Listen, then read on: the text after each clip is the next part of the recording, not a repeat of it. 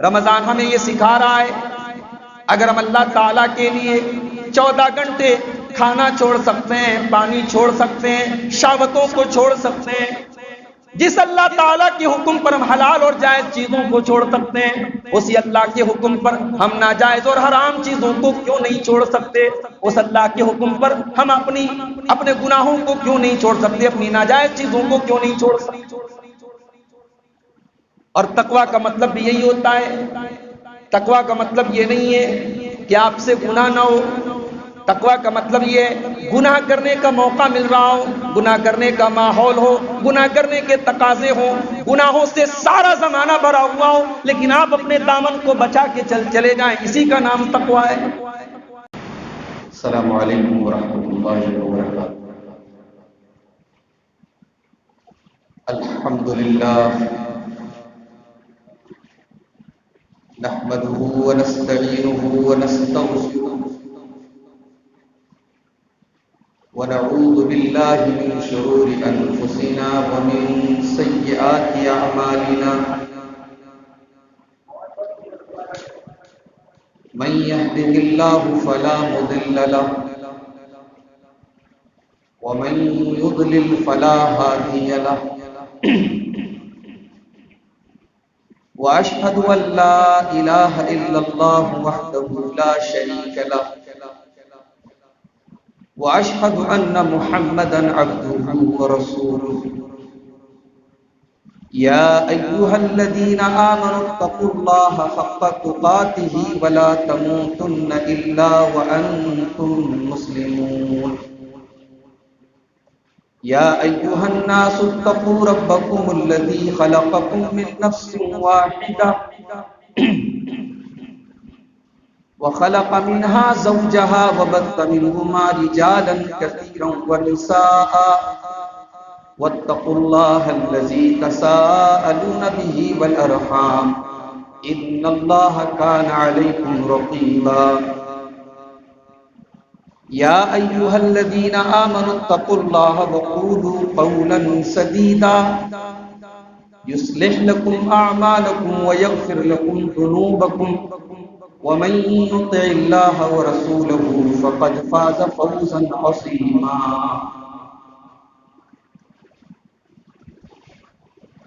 أما بعد فإن خير الحديث كتاب الله وخير الهدي هدي محمد صلى الله عليه وسلم وشر الأمور محدثاتها وكل محدثة بدعة وكل بدعة ضلالة وكل ضلالة في النار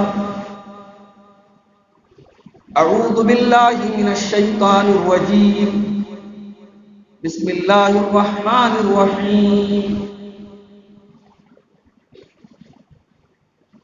ولا تكونوا كالتي نقضت غزلها من بعد قوة أنكاثا۔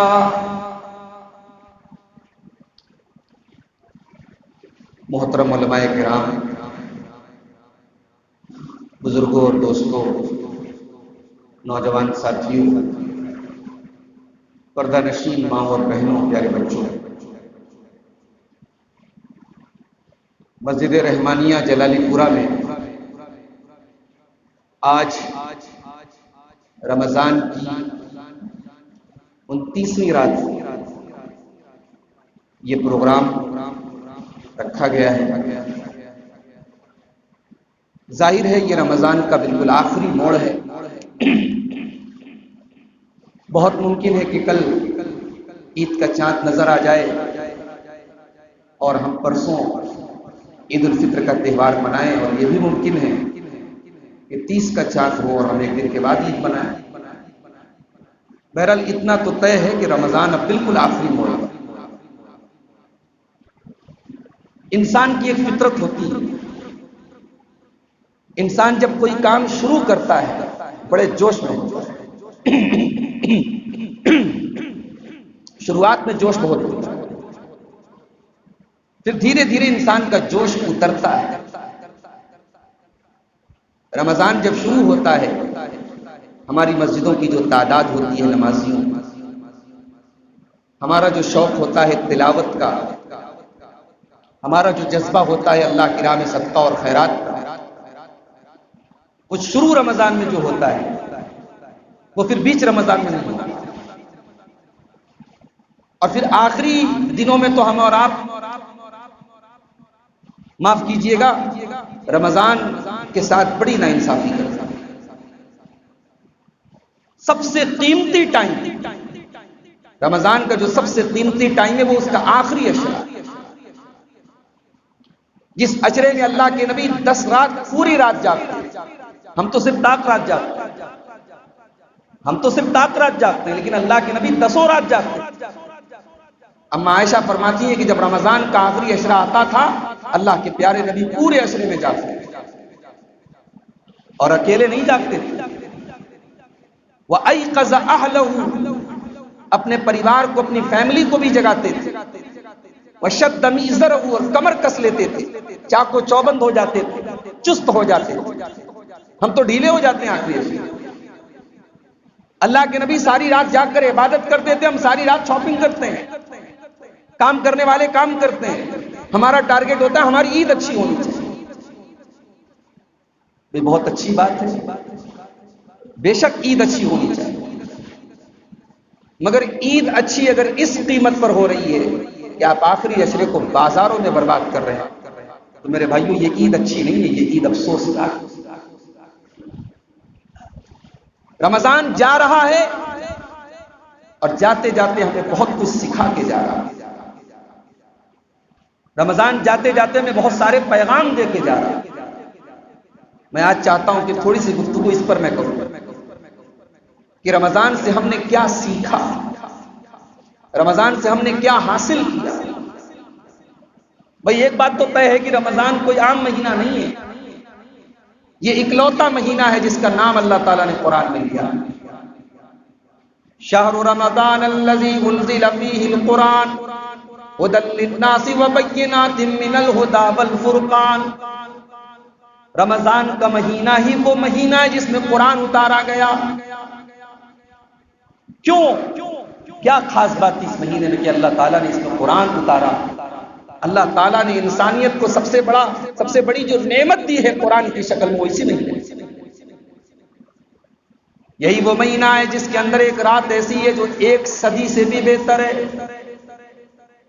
اِنَّا أَنزَلْنَاهُ فِي لَيْلَةِ الْقَدْرِ لَيْلَةُ الْقَدْرِ خَيْرٌ مِّنْ أَلْفِ شَهْرٍ تَنَزَّلُ الْمَلَائِكَةُ وَالرُّوحُ فِيهَا بِإِذْنِ رَبِّهِم مِّن كُلِّ أَمْرٍ۔ ایک رات کی عبادت مغرب کے بعد سے لے کر کے فجر کے تک کا جو ٹائم ہے، 10 گھنٹے کا ٹائم ہے، یہ 10 گھنٹوں کی عبادت 1000 مہینے کے برابر نہیں، اس سے بھی بہتر ہے۔ 1000 مہینے کتنے ہوتے ہیں؟ 84 سال کے اوپر۔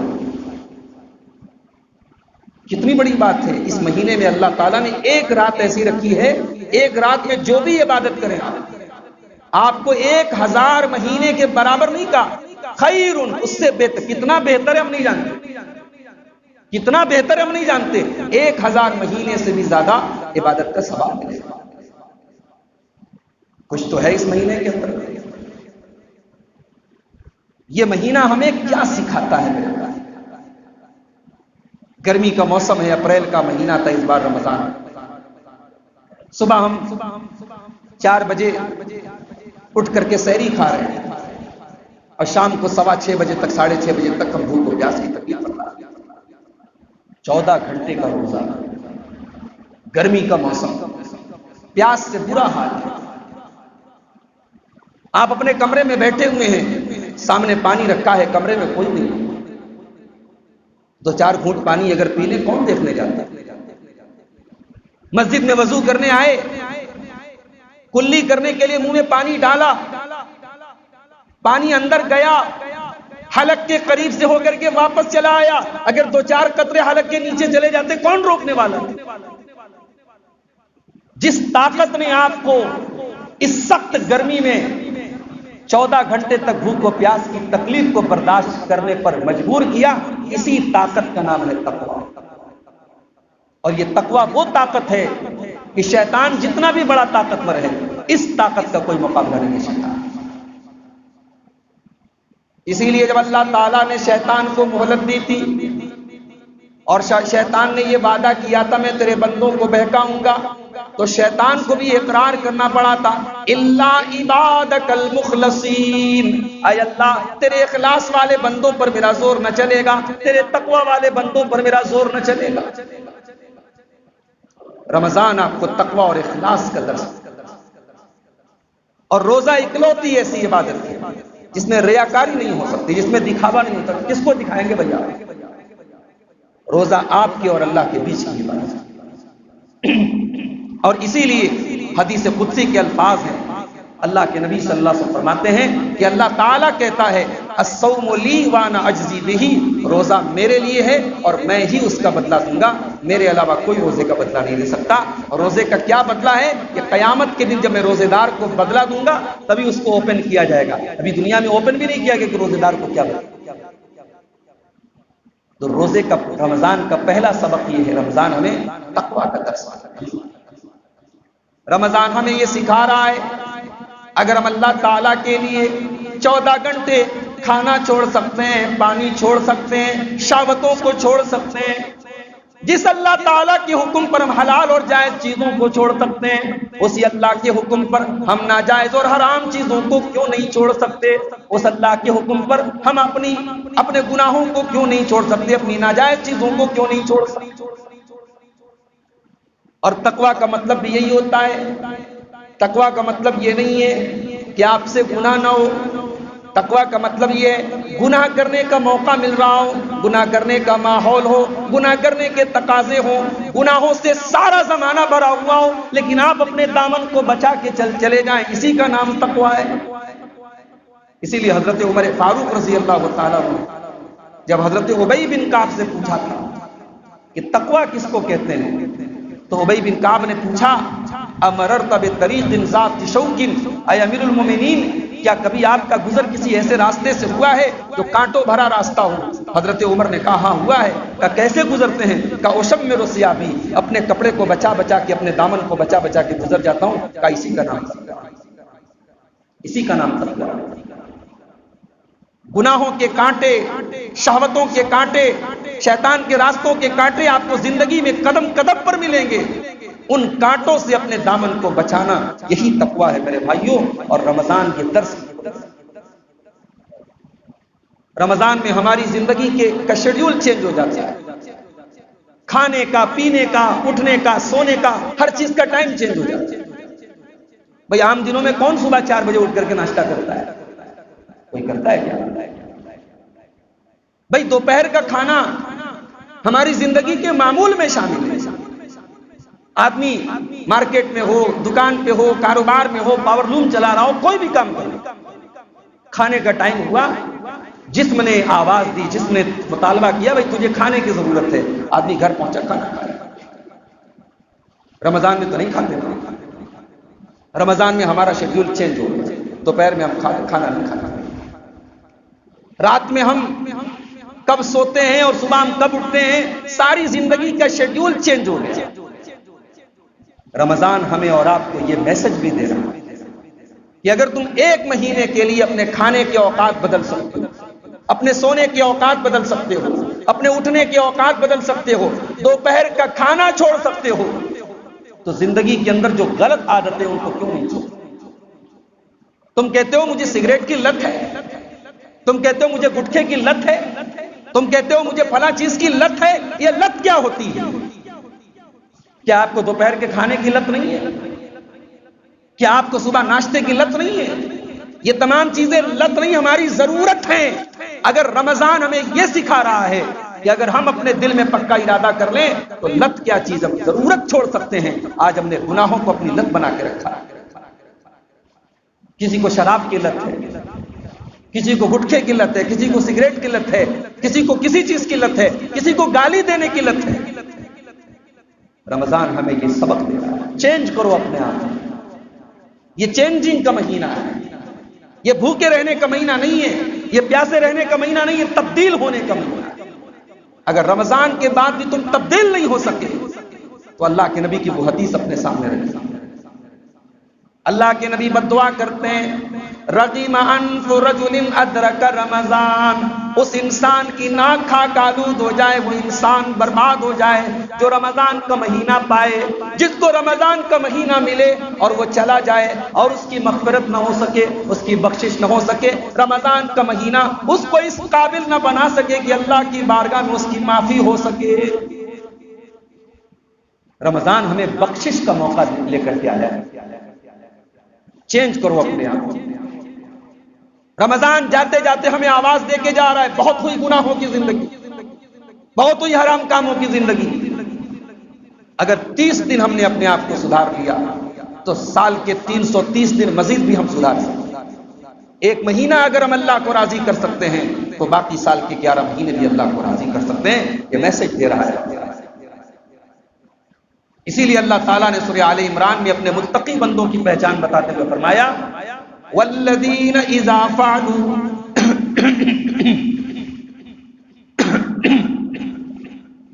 والذین اذا فعلوا فاحشۃ او ظلموا انفسهم ذکروا اللہ فاستغفروا لذنوبهم ومن یغفر الذنوب الا اللہ۔ میرے متقی بندے وہ ہیں جب وہ اپنی جان پر ظلم کرتے ہیں، جب ان سے کوئی غلط کام ہوتا ہے۔ اللہ نے یہ نہیں کہا متقی وہ ہوتے ہیں جو کبھی گناہ نہیں کرتے۔ تقویٰ کا مطلب یہ نہیں ہے کہ آپ سے کبھی گناہ نہیں ہوتا۔ تقویٰ کا مطلب یہ ہے کہ اگر کبھی گناہ ہو گیا تو آپ رجوع کر لیتے ہیں، آپ توبہ کر لیتے ہیں، آپ آدم کا طریقہ اپناتے ہیں، آپ ابلیس کا طریقہ نہیں اپناتے۔ آدم کا طریقہ یہ ہے کہ گناہ ہو تو شرمندہ ہو جاؤ، گناہ ہو تو توبہ کرو، اور ابلیس کا طریقہ ہے کہ گناہ ہو جائے تو گناہ پر ڈٹے رہو۔ اللہ کہہ رہا ہے کہ میرے متقی بندوں سے جب کوئی گناہ ہوتا ہے ذکر اللہ، وہ اللہ کو یاد کرتے ہیں، فاستغفروا لذنوبہم، اور اپنے گناہوں کی معافی مانگتے ہیں، ومن یغفر الذنوب الا اللہ، اور اگر اللہ معاف نہیں کرے گا تو کون معاف کرے گا؟ تو رمضان ایک سبق ہم کو یہ بھی دے کے جا کہ گناہوں کو توبہ میں تبدیل کرو، اللہ کی بارگاہ میں رجوع کرو۔ رمضان ایک سبق اور دیتا ہے، رمضان میں ٹائم کی ویلیو پتہ لگتی ہے۔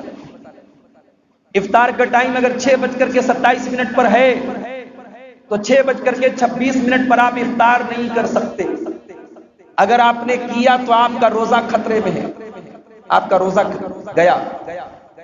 اگر سحری کا ٹائم صبح 4 بجے ہے تو آپ 3:59 4:01 پر آپ سحری نہیں کر سکتے۔ آپ کو ٹائم کے پہلے سحری ختم کرنا ہے۔ 1 منٹ چھوڑ دو، 10 سیکنڈ کی ویلیو پتہ لگی رمضان ہمیں یہ بتاتا ہے کہ مسلمان کی زندگی میں ٹائم کی قدر ہونی چاہیے۔ آج ہمارے نوجوانوں کے پاس سب سے بڑا جو مسئلہ ہے، جو سب سے بڑی پرابلم ہے، ہمارے نوجوانوں کے پاس ٹائم کی ویلیو نہیں ہے، ٹائم کی کوئی قدر نہیں۔ موبائل میں گھنٹوں لگے ہیں، انسٹاگرام پہ گھنٹوں لگے ہیں، واٹس ایپ پہ گھنٹوں لگے ہیں، فیس بک پر گھنٹوں لگے ہیں۔ بھائی صاحب، سوشل میڈیا اور موبائل کو اتنا ہی استعمال کرو جتنی ضرورت ہے اور جتنا آپ کی زندگی اجازت دے۔ بیوی کا حق مار کے، ماں باپ کا حق مار کے،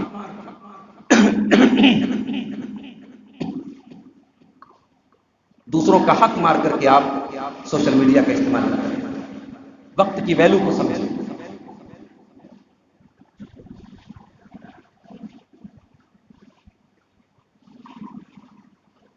اسلام میں ٹائم کی ویلیو کا اندازہ اس سے لگائیے، عشاء کی نماز ہو رہی ہے آپ کے یہاں، 7:45 بجے جماعت کا ٹائم، ایک آدمی آیا 8:30 بجے مسجد میں، مؤذن تکبیر بول رہا تھا، اقامت بول رہا تھا، اقامت کے ساتھ وہ شامل ہوئے۔ امام نے اللہ اکبر کہا، وہ امام کے ساتھ اللہ اکبر کہہ کر کے شامل ہوئے۔ ایک آدمی 20 سیکنڈ کے بعد آیا، اس کو تکبیر نہیں ملی، اس کو امام کا پہلا والا اللہ اکبر نہیں ملا، 20 سیکنڈ سے وہ لیٹ ہو گیا۔ 4 رکعت اس کو عشاء کی ملی، لیکن ہم یہ نہیں کہہ سکتے کہ جو آدمی پہلی صف میں اور پہلی تکبیر میں شامل تھا اس کو جتنا ثواب ملا ہے 20 سیکنڈ بعد آنے والے کو اتنا ہی ثواب ملے گا، ہم نہیں کہہ سکتے، دونوں برابر نہیں ہو سکتے۔ 8 بجے 8:30 بجے جو آیا ہے اور جس نے امام کے ساتھ تکبیر پائی ہے اس کو جو ثواب ملا ہے وہ بعد میں آنے والے کو نہیں مل سکتا۔ یہ اسلام میں ٹائم کی ویلیو ہے۔ اللہ کے پیارے نبی فرماتے ہیں لو یعلم الناس ما فی النداء والصف الاول، اگر لوگوں کو پتا چل جائے کہ تکبیر میں اور پہلی صف میں شامل ہونے کا کیا ثواب ہے تو لوگ لستحموا علیہ، لوگوں کو اگر قرآن اندازی کرنا پڑے، پرچی ڈالنا پڑے تو پرچی ڈال کر کے پہلی صف میں جگہ حاصل کریں گے۔ یہ ہے اسلام میں ٹائم کی ویلیو۔ رمضان ہمیں ٹائم کی ویلیو سکھا کر کے جا رہا ہے۔ رمضان ہمیں دنیا کے ان کروڑوں لوگوں کی تکلیف کا احساس کراتا ہے جن کے پاس 2 وقت کی روٹی میسر نہیں ہے، اور اسی لیے روزہ ایک ایسی عبادت ہے جو ہر بالغ مسلمان کو رکھنا ہے۔ غریب ہے تب بھی رکھنا ہے اور کروڑ پتی ہے تب بھی رکھنا ہے۔ کسی کروڑ پتی کو اجازت نہیں ہے کہ تو ایک روزہ کے بدلے 1 لاکھ روپیہ اللہ کی راہ میں صدقہ کر دے۔ 1 لاکھ روپیہ صدقہ کر کے آپ ایک روزے کو پورا نہیں کر سکتے۔ کروڑ پتی کو بھی یہ روزہ رکھنا ہے۔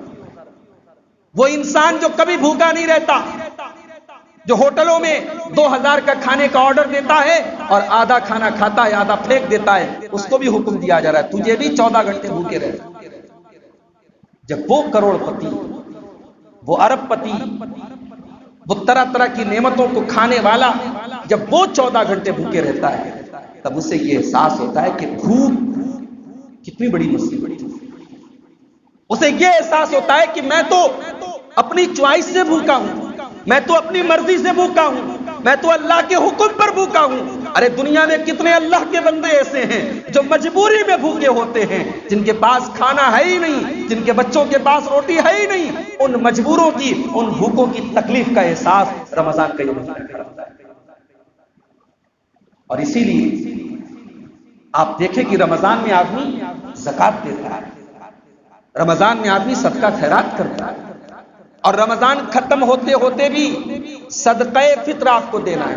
آپ نے 1 کروڑ روپیہ زکات میں نکال دیا، آپ یہ کہہ کر کے بری نہیں ہو سکتے کہ صاحب میں تو 1 کروڑ روپیہ زکات نکال چکا ہوں۔ نہیں، آپ کو صدقہ فطر دینا ہے، آپ کو بھی دینا ہے، آپ کے گھر کی تمام عورتوں کی طرف سے صدقہ فطر آپ کو دینا ہے، آپ کے بچوں کی طرف سے بھی دینا ہے، اور عید کے دن سورج نکلنے کے پہلے جو بچہ پیدا ہوتا ہے اس کی طرف سے بھی آپ کو، سب کی طرف سے آپ کی طرف سے۔ یہ غلط فہمی بہت سے لوگ اپنے دماغ میں نہ پالیں کہ صدقہ فطر صرف روزے دار کی طرف سے دینا ہے۔ حدیث کے 7 الفاظ اللہ کے رسول نے صدقہ فطر فرض قرار دیا ہے، مرد کے اوپر، عورت کے اوپر، آزاد کے اوپر، غلام کے اوپر، چھوٹے کے اوپر، بڑے کے اوپر۔ صدقہ فطر آپ اناج کی شکل میں دیں جو آپ کھاتے ہیں، زیادہ بہتر ہے۔ بہت سارے علماء کہتے ہیں قیمت دینا جائز نہیں ہے، مگر اتنا تشدد ٹھیک نہیں ہے۔ قیمت بہتر تو ہم اناج کو مانتے ہیں، جو اللہ کے رسول کی حدیثوں کی روشنی میں جو بات ثابت ہے، اناج دیا، مگر وقت اور حالات اور ضرورتوں کے حساب سے شریعت ہمیں بہت ساری چیزوں کی گنجائش دیتی ہے۔ اللہ کے رسول کے دور میں، صحابہ کے دور میں اناج بھی کرنسی تھا، لوگ اناج دے کر کے کپڑا خرید لیتے تھے۔ ثبوت ملتا ہے، صحابہ سے ثبوت ملتا ہے اس بات کا۔ آج کے دور میں اناج کرنسی نہیں۔ ایک غریب آدمی ہے، اس کو آپ نے 10 کلو آٹا دے دیا، میں نے بھی 10 کلو آٹا دے دیا، فلاں صاحب نے بھی 10 کلو آٹا دے دیا، اس کے گھر میں 30 کلو آٹا ہو، اس کو کھانا ہے 5 کلو آٹا، اب وہ 25 کلو آٹا مارکیٹ میں جا کے اونے پونے بیچ رہا ہے۔ جو آٹا آپ 30 روپے کا خرید کے لائے وہ اس کو 20 روپے میں بیچ رہا ہے، تو غریب کا نقصان ہو رہا ہے۔ تو جہاں ایسی سچویشن ہو وہاں آپ قیمت بھی دے سکتے ہیں۔ تو قیمت کو حرام نہیں کہنا چاہیے، بہت سے لوگ اس کو بہت تشدد کرتے ہیں۔ ہاں بہتر ہے بہرحال اناج آپ دیں، لیکن سامنے والے کی اگر مصلحت قیمت ہے تو قیمت بھی آپ دیں۔ جاتے جاتے رمضان جا رہا ہے، آپ کو صدقہ فطر دے کے جا رہا ہے۔ اور ایک مسئلہ بتاؤں آپ کو، رمضان ہمیں اتباع سنت کا بھی درس دیتا ہے۔ صدقہ فطر آپ کو عید کی نماز کے پہلے دینا ہے۔ بھائی بعد میں دے دے کیا مسئلہ ہے؟ کوئی ضرورت نہیں کہ عید کی نماز پڑھ کے فوراً آ کے آدمی کھانا کھا لے گا۔ ارے عید کی نماز پڑھ کے دے دیں، وہ بیچارہ جا کے اپنا راشن وغیرہ لے لے گا اور کھا لے گا، پکا لے گا، مگر نہیں، اللہ کے نبی نے فرمایا اگر آپ نے عید کی نماز کے بعد دیا وہ عام صدقہ ہوگا، وہ صدقہ فطر نہیں ہوگا، وہ ادا ہوگا۔ اور یہ سیم قربانی کا الٹا ہے۔ قربانی کا جانور اگر آپ نے عید الاضحیٰ کی نماز کے پہلے قربان کر لیا تو اللہ کے نبی فرماتے ہیں وہ عام ذبیحہ ہے، قربانی کا ثواب آپ کو نہیں، آپ کو ہر حال میں عید الاضحیٰ کی نماز کے بعد قربانی کریں۔ یہ اتنی سختی کیوں کی گئی بھائی؟ اگر کوئی قربانی پہلے کر لے کیا مسئلہ ہے، کیا حرج ہے؟ حرج یہ ہے کہ شریعت آپ کی منمانی کا نام نہیں ہے، شریعت قرآن و سنت کی اتباع کا نام ہے۔ ہمارے یہاں بعض لوگ افطار میں احتیاط کرتے ہیں، افطار کا ٹائم ہو رہا ہے 6:25 پہ، وہ 6:30 بجے افطار کرتے ہیں۔ کیوں صاحب؟ بولتے 5 منٹ ہم احتیاط کرتے ہیں۔ یہ احتیاط کے نام پہ جو ڈھکوسلا ہے یہ در حقیقت سنت کی خلاف ورزی ہے، اور یہ یہود و نصارہ کا طریقہ ہے۔ اللہ کے نبی فرماتے ہیں لا یزال الناس بخیر ما عجل الفطر، لوگ اس وقت تک بھلائی کے ساتھ رہیں گے جب تک وہ افطار میں جلدی کریں گے۔ 5 منٹ اگر آپ نے افطار میں دیر کر دی کیا فرق پڑتا ہے؟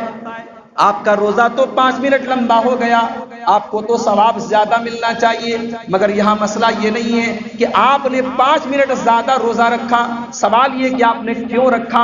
جب میرے نبی نے کہا وَمَا آتَاكُمُ الرَّسُولُ فَخُذُوهُ وَمَا نَهَاكُمْ عَنْهُ فَانْتَهُوا، میرا نبی تمہاری زندگی کی گاڑی کے لیے، تمہاری زندگی کی گاڑی کے لیے ٹریفک سگنل کی طرح میرے نبی کی سنت ہے۔ میرا نبی کہہ دے گرین سگنل ہے آگے بڑھو تو تمہیں آگے بڑھنا ہے، میرے نبی اگر کہہ دے کہ ریڈ سگنل ہے رک جانا ہے تو تم کو رک جانا ہے۔ زندگی کی گاڑی کے لیے نبی اکرم کی سنت کو تم ٹریفک سگنل بنا لو۔ رسول جہاں کہتے رک جاؤ اور رسول جہاں کہتے چلو وہاں۔ رات میں 2 بجے آپ سحری کھا کے سو گئے، صبح آپ نے سحری نہیں کھائی، کوئی حرج تو نہیں ہونا چاہیے؟ آپ نے 14 گھنٹے کے بجائے 16 گھنٹے کا روزہ رکھ لیا، مگر حرج ہے؟ اللہ کے نبی کہتے ہیں سحری میں تاخیر کرنا میری سنت ہے۔ تاخیر کا مطلب سحری کے ٹائم کے قریب۔ صحابہ کہتے ہیں کہ اللہ کے رسول کی سحری کے درمیان اور فجر کی نماز کے دوران 50 آیتوں کے پڑھنے کا ڈفرنس ہوگا۔ 50 آیتیں پڑھنے میں 20 منٹ بھی لگ سکتا ہے، 15-20 منٹ پہلے اللہ کے نبی سحری سے فارغ ہو جاتے ہیں۔ اگر آپ اتنے بڑے متقی بننا چاہتے ہیں، آپ بغیر سحری کا روزہ رکھتے جان بوجھ کر، رات میں آپ نے کچھ کھا پی لیا، کہا چھوڑو یار صبح سحری نہیں کریں گے، سو گیا، ثواب تو زیادہ ملنا چاہیے آپ کو، آپ نے سحری بھی نہیں کیا ہے، آپ تو زیادہ تکلیف اٹھا۔ مسئلہ یہ ہے کہ روزے کا مقصد تکلیف اٹھانا نہیں ہے، روزے کا مقصد آپ کو نبی کی اتباع کرنے کا، آپ کے اندر سلیقہ پیدا کرنا ہے، آپ کو یہ سکھانا ہے کہ اسلام نبی کی اتباع کا نام ہے۔ آپ نے جان بوجھ کر کے اگر سحری کو چھوڑ دیا تو آپ نے نبی کی بہت بڑی سنت کو چھوڑا۔ اسی لیے اللہ کے نبی فرماتے ہیں کہ ہمارے اور اہل کتاب کے درمیان جو فرق ہے اسی سحری سے۔ تو رمضان ہمیں اتباع سنت کا درس دیتا ہے۔ تو آپ صدقہ فطر جب ادا کریں تو آپ اس کو عید کی نماز کے پہلے دیں گے۔ حدیثوں سے ثابت ہوتا ہے کہ 2-3 دن پہلے بھی دیا جا سکتا ہے، اگر آپ 1 دن پہلے دیں، چاند رات کو دیں، بہتر ہے 2-3 دن پہلے بھی آپ دے سکتے ہیں۔ رمضان ختم ہو رہا ہے میرے بھائی، ہم اور آپ کو اللہ نے اگر توفیق دی، ہم نے تراویح بھی پڑھی ہو، طاق راتوں میں ہم نے رات کو 2 بجے 2:30 بجے تہجد کی نماز بھی پڑھی، ہم نے 14 گھنٹے کا کنٹینیو روزہ بھی رکھا ہے، ہمیں سے بہت سارے لوگوں کو اللہ نے توفیق دی، ہم نے قرآن بھی پڑھا ہے۔ لیکن اب سوال ہے کہ اس کے آگے کیا کرنا ہے؟ حضرت علی کہا کرتے تھے کونوا لقبول العمل اشد اہتماما من العمل، عمل کرنے کے بعد عمل کی قبولیت کی فکر کی۔ نیکی کر لی آپ نے، تراویح پڑھ لی، طاق راتوں میں جاگ گیا، اب آپ اس بات کی چنتا کیجئے کہ ہماری نیکی اللہ کیا قبول ہوئی کہ نہیں ہوئی۔ اور یہ کیسے پتا چلے گا کہ نیکی قبول ہوئی کہ نہیں؟ اس کی ایک پہچان بتا دیتا ہوں، اس کو نوٹ کرو۔ اگر آپ کو یہ جاننا ہے کہ میرا روزہ اللہ کیا قبول ہوا کہ نہیں ہوا، میری تراویح قبول ہوئی کہ نہیں ہوئی، میرا صدقہ فطر قبول ہوا کہ نہیں ہوا، میرا طاق راتوں کو جاگنا قبول ہوا کہ نہیں ہوا، اس کی ایک پہچان بتا رہا ہوں، نوٹ کر لو۔ پہچان یہ ہے کہ اگر رمضان کے بعد بھی آپ کا دل نیکی کرنے پر آمادہ ہے آپ کے دل میں نیکی کے نام پر، صدقہ کے نام پہ، نماز کے نام پہ کسی قسم کی تنگی محسوس نہیں ہو، آپ کا دل خوشی خوشی نیکی کے راستے پر آمادہ ہے، آپ کا دل چاہ رہا ہے، اس کا مطلب کہ آپ کی نیکی اللہ کے لیے۔ اور اگر آپ ایک مہینہ بہت عبادت کرتے ہیں، تراویح پڑھتے ہیں، جاگتے ہیں، تلاوت کرتے ہیں، اور عید کا چاند دیکھتے ہی سب غائب، مسجد کی میں شکل اب اگلے رمضان میں آپ کی نظر آئے گی، تو معاف کیجیے گا، آپ کی نیکی اللہ تعالیٰ کے قبول ہوئی کہ نہیں ہوئی میں کنفرم تو نہیں کہہ سکتا، مگر رسک میں ہے، خطرے میں ہے۔ قرآن مجید کا 18واں پارہ ہوتا ہے، اللہ فرماتا ہے والذین یؤتون ما آتوا وقلوبهم وجلہ انہم الی ربہم راجعون، میرے نیک بندے اللہ کی راہ میں صدقہ خیرات کرتے ہیں، اور صدقہ خیرات کر کے بھی ڈرے ہوئے ہوتے ہیں، کیونکہ ان کو اپنے رب کی طرف لوٹ کے جانا ہے۔ جب یہ آیت نازل ہوئی، اما عائشہ اللہ کے نبی کے پاس آئیں، اے اللہ کے نبی، یہ کون لوگ ہیں جو اللہ کی راہ میں صدقہ خیرات بھی کرتے ہیں، اللہ کی راہ میں دیتے ہیں، اور دینے کے بعد بھی ان کے دل ڈرے ہوئے ہوتے ہیں، ان کے دل سہمے ہوئے ہوتے ہیں؟ کیا یہ چور لوگ ہیں؟ کیا یہ ڈاکو لوگ ہیں؟ کیا یہ شرابی لوگ ہیں؟ اللہ کے نبی نے فرمایا لا یا بنت الصدیق، اے ابو بکر کی بیٹی، اے صدیق کی بیٹی، اے عائشہ، ایسا مسئلہ نہیں ہے، یہ چور اور شرابی کے بارے میں نہیں ہے، یہ تو نمازیوں کے بارے میں ہے، یہ تو صدقہ خیرات کرنے والوں کے بارے میں ہے، یہ تو روزے داروں کے بارے میں ہے۔ یخافون اللہ یقبل منہم، یہ نیکیاں کرنے کے بعد ڈرتے رہتے ہیں کہ ان کی نیکی اللہ کی بارگاہ میں قبول ہوئی کہ نہیں ہوئی۔ اسی لیے نیکی کرنے کے بعد نیکی کو قبول کرنے کی فکر کریں۔ اسی لیے اسلام میں ہر نیکی کے بعد توبہ اور استغفار کرنے کی تعلیم دی۔ ہم نے نماز پڑھی، نماز پڑھنے کے بعد ہم نے سلام پھیرا، ہونا تو یہ چاہیے تھا ہم اللہ کا شکر ادا کر دے کہ اللہ ہم نے نماز پڑھ لی، بہت بڑا کام کر لیا، مگر ہم نماز کا سلام پھیرتے ہی کہتے ہیں استغفر اللہ استغفر اللہ استغفر اللہ، ہم 3 بار اللہ تعالیٰ سے استغفار کرتے ہیں۔ کیا مطلب ہے اس استغفار کا؟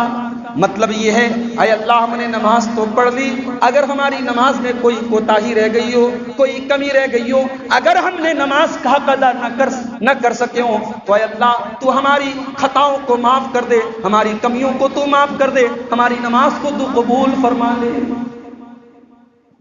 حج کرنے حاجی گیا ہے، حج کرنے کے بعد مینا میں کنکری مارنے کے بعد، مزدلفہ میں نماز پڑھنے کے بعد اور حج کے سارے ارکان ادا کرنے کے بعد اللہ فرماتا ہے ثم افیضوا من حیث افاض الناس، اے حج کرنے والو جہاں سے سارے حاجی لوٹتے ہیں تم بھی لوٹ جاؤ، واستغفر اللہ، اور حج سے فارغ ہونے کے بعد تم بار بار اللہ سے استغفار کرو، بار بار تم اللہ سے معافی مانگو۔ یہ شریعت کی تعلیم ہے۔ آپ جب بھی کوئی عبادت کریں تو عبادت کی اینڈنگ میں آپ استغفار کریں۔ اسی لیے جب ہمارے نبی کا مشن پورا ہو گیا، جب ہمارے نبی کے دین پر پورے عرب میں لوگ عمل کرنے لگے، تو قرآن کی سورہ نصر نازل ہوئی اذا جاء نصر اللہ والفتح ورأیت الناس يدخلون فی دین اللہ افواجا فسبح بحمد ربک واستغفرہ انہ کان توابا۔ اے نبی جب اللہ تعالیٰ کی طرف سے مدد آ جائے، جب اللہ کے دین میں لوگ داخل ہونے لگے، جب پورے عرب میں اسلام کا ڈنکا بجنے لگے، اے نبی اب آپ کا مشن پورا ہو رہا ہے، اب آپ اپنے رب کی تسبیح بیان کیجئے، آپ اپنے رب سے استغفار کیجئے۔ اسی لیے اللہ کے نبی اپنے آخری دنوں میں بہت استغفار کرتے۔ تو رمضان کے آخری دنوں میں ہمیں استغفار کرنا۔ ہم تو جوتے چپل کی دکانوں پہ بھیڑ لگائے، ہم تو نئی سڑک اور دال منڈی میں بھیڑ لگائے ہوئے ہیں، ہمیں استغفار کرنے کی فرصت کہاں؟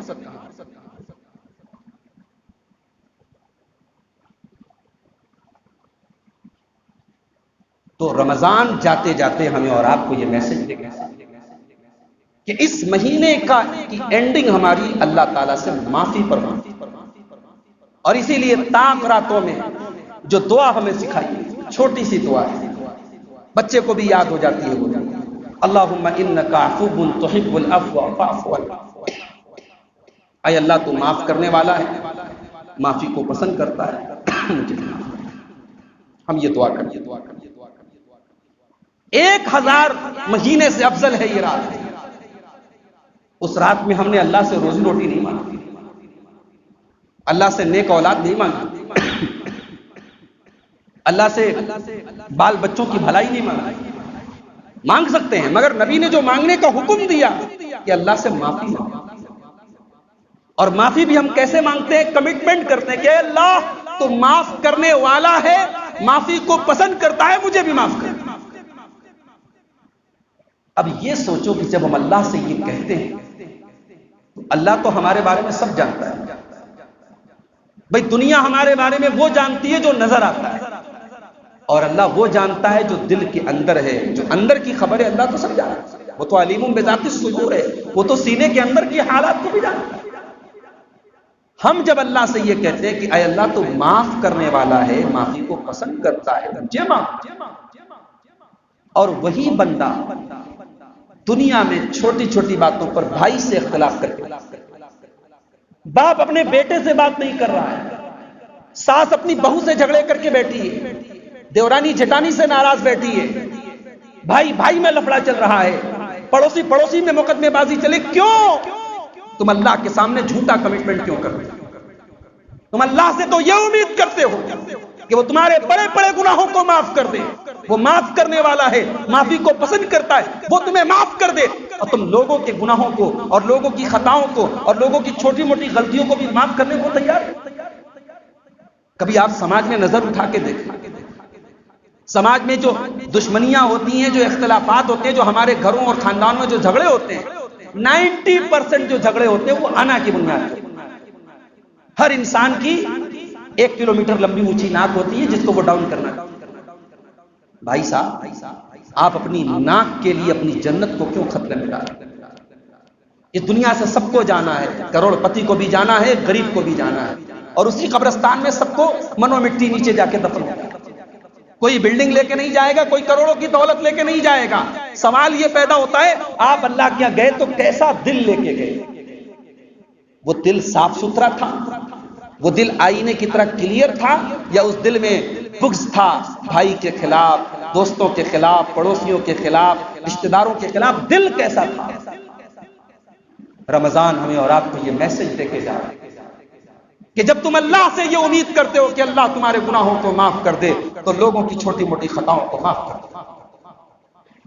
اسی لیے روزے کو اپنی طاقت مت بناؤ، روزے کو کمزوری بناؤ اپنی۔ بھائی روزے کی حالت میں آدمی بھوکا ہے، اسے غصہ زیادہ آتا ہے۔ ہونا تو یہ چاہیے تھا روزے دار کو اجازت دی جائے کہ تم لوگوں سے غصے میں بات کر سکتے ہو، تم بھوکے پیاسے ہو۔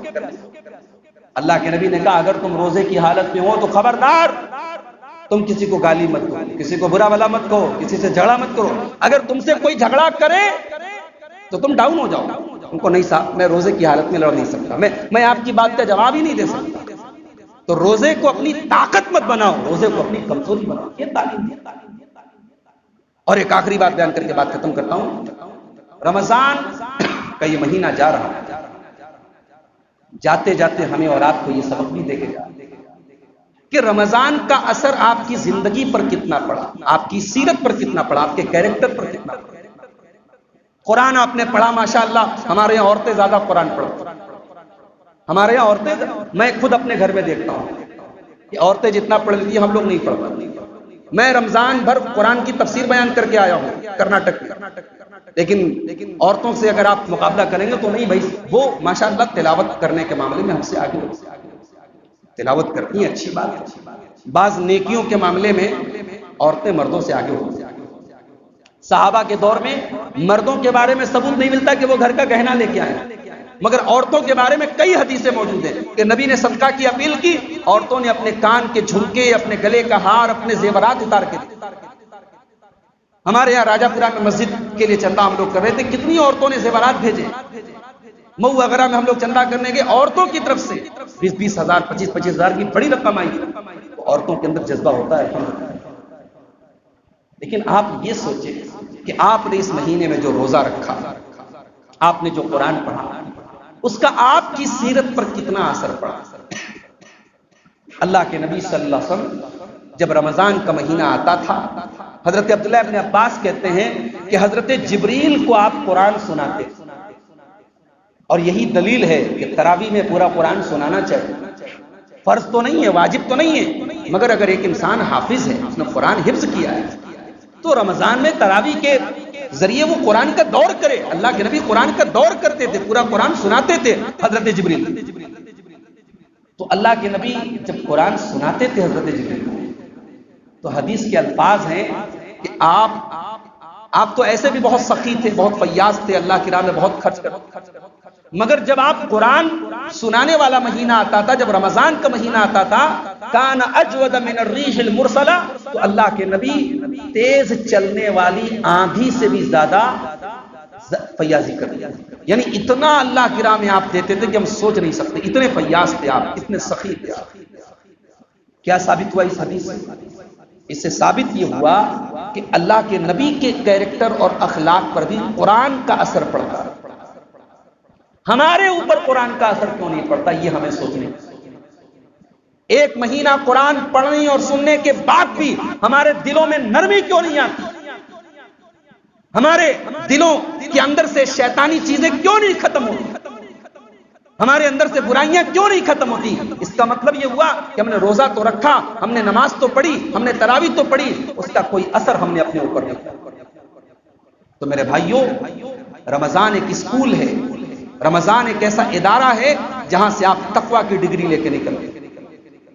رمضان ختم ہو گیا، آپ کے پاس اگر تقویٰ کی ڈگری نہیں ہے تو معاف کیجیے، آپ اس ایگزام میں فیل ہو گئے جو رمضان کے ذریعے اللہ کا ایگزام ہے۔ یا ایھا الذین آمنوا کتب علیکم الصیام کما کتب علی الذین من قبلکم لعلکم تتقون۔ اے ایمان والو، یہ روزے اس لیے تم پر فرض کیے گئے تاکہ تم متقی بن جاؤ، تمہیں تقویٰ کا سرٹیفکیٹ حاصل ہو جائے۔ اور اسی لیے اللہ نے آگے کہا، یرید اللہ بکم الیسر ولا یرید بکم العسر۔ اللہ رمضان کے ذریعے تم پر مشکل نہیں ڈالنا چاہتا، اللہ یہ نہیں چاہتا تمہارا وزن کم ہو جائے، اللہ یہ نہیں چاہتا تم کمزور ہو جاؤ، اللہ تو تمہارے ساتھ آسانی چاہتا ہے۔ یہ روزہ تمہیں کمزور کرنے کے لیے نہیں آیا ہے، بلکہ یہ روزہ تمہیں تقوی دار بنانے، تمہیں متقی بنانے۔ تو آئیے ہم اللہ سے دعا کریں۔ آج رمضان کی آخری تاخرات ہے، 29ویں تاریخ، اور ہم یہ بھی نہیں کہہ سکتے کہ آئندہ سال رمضان کا یہ مہینہ ہم کو مل ہی جائے گا۔ ہمارے بہت سارے بھائی پچھلے رمضان میں ہمارے ساتھ تھے، اس سال نہیں ہیں۔ بہت سے لوگوں کی مائیں پچھلے سال ان کو سحری میں اٹھایا کرتی تھی، اس سال ان کی ماں ان کو اٹھانے کے لیے نہیں۔ بہت سے لوگوں کے باپ تھے جو اٹھا کر کے ان کو سحری میں اٹھایا کرتے تھے، آج ان کے باپ کا سایہ ان کے اوپر نہیں ہے۔ ہم خوش نصیب ہیں میرے بھائی، اللہ نے ہمیں ایک اور زندگی میں رمضان دیا، اور اس پر مزید خوش نصیبی یہ ہے کہ اب وہ رمضان ہم کمپلیٹ کرنے جا رہے ہیں، وہ پورا کرنے جا رہے ہیں۔ اللہ نے صحت کے ساتھ، سلامتی کے ساتھ، سکون کے ساتھ ہمیں یہ روزہ رکھنے کی توفیق دی، تلاوت کی توفیق دی، تراویح کی توفیق دی، اور پھر اللہ نے ہمیں دین اور دنیا دونوں کمانے کی توفیق دی۔ یہ ہمارے لیے بڑی خوشی کی بات ہے۔ اللہ سے آپ دعا کریں، اللہ تعالیٰ ہم سے اس مہینے میں جو بھی ہم نے نیکیاں کی ہیں، اللہ ان نیکیوں کو قبول فرما دے۔ ہماری ٹوٹی پھوٹی نیکیاں ہیں، ہماری نیکیاں اس لائق تو نہیں ہیں کہ اللہ کی بارگاہ میں فوراً قبول ہو جائیں۔ ہماری نیکیوں میں بھی بہت ساری کمیاں اور کوتاہیاں ہیں، مگر اللہ اپنے فضل و کرم سے ہماری نیکیوں کو قبول فرما دے۔ اللہ معاف کرنے والا ہے، معافی کو پسند کرتا ہے۔ اللہ ہم تجھ سے دعا کرتے ہیں، ہم تیرے گنہگار بندے ہیں، تیرے گھر میں بیٹھے ہیں، تاخرات میں بیٹھے ہیں، رمضان کی آخری تاخرات ہے۔ اے اللہ، جب ہم یہاں سے اٹھیں تو ہمارے گناہوں کی مغفرت فرما دے، ہماری بیماریوں سے ہم کو شفا دے دے۔ ہمیں سے جو ذہنی طور پر پریشان ہیں، جسمانی طور پر پریشان ہیں، اے اللہ سب کی تکلیفوں کو دور فرما دے۔ اے اللہ، ہمیں سے جو لوگ رمضان کے پہلے نماز نہیں پڑھتے تھے اور رمضان میں انہوں نے نماز شروع کی ہے، اے اللہ تو رمضان کے بعد بھی ان کو نماز کی پابندی کرنے والا بنا دے۔ اے اللہ، ہمارے وہ بھائی جنہوں نے رمضان کے مہینے میں اپنے آپ کو کسی غلط عادت سے، کسی گناہ کی عادت سے اپنے آپ کو بچایا ہے، اے اللہ اس سال کے باقی کے 11 مہینے بھی اپنے آپ کو گناہوں سے بچنے کی ان کو توفیق عطا فرما۔ اے اللہ، ہم نے تیری راہ میں جو صدقہ اور خیرات کیا ہے، جو زکوٰۃ اور خیرات کیا ہے، اے اللہ تو اپنے فضل و کرم سے اس کو بھی قبول فرما لے۔ اے اللہ، اس ملک میں جو حالات ہیں اور مظلوم اور ظالم کا جو معاملہ چل رہا ہے، اے اللہ تو مظلوم کے آنسوؤں کی لاج رکھ لے اور ظالموں کو ان کے انجام تک پہنچا دے۔ اے اللہ، اس ملک میں ہمیں پوری آزادی کے ساتھ اپنے دین پر عمل کرنے کی توفیق عطا فرما۔ اے اللہ ہماری مسجدوں کی حفاظت فرما، ہمارے دینی اداروں کی حفاظت فرما، ہمارے علماء کی، ہمارے دعات کی حفاظت فرما، ہمارے جان و مال، ہماری عزت و آبرو کی حفاظت فرما۔ اے اللہ ملک کا اقتدار اور ملک کی کرسی ایسے لوگوں کو تو سونپ دے جو امن و انسانیت کے ساتھ اس ملک کو چلا سکیں، اور ظالموں کے ظلم سے اور فرقہ پرستوں کی فرقہ پرستی سے ہم سب کی حفاظت فرما۔ اے اللہ اس ملک میں تمام باشندوں کو امن، چین اور سکون کے ساتھ رہنے کی توفیق عطا فرما۔ اے اللہ دونوں جہان کی خوشیاں ہم سب کو نصیب فرما۔ رب العالمین رمضان کے مہینے کے بعد ہم نیکی کے راستے پر اور تیرے دین کے راستے پر چلتے رہیں تو ہم سب کو اس کی توفیق عطا فرما، آمین۔ ربنا تقبل منا انک انت السمیع العلیم وتب علینا انک انت التواب الرحیم، وصلی اللہ تعالی علی نبینا محمد وعلی آلہ وصحبہ اجمعین۔ السلام علیکم ورحمۃ اللہ۔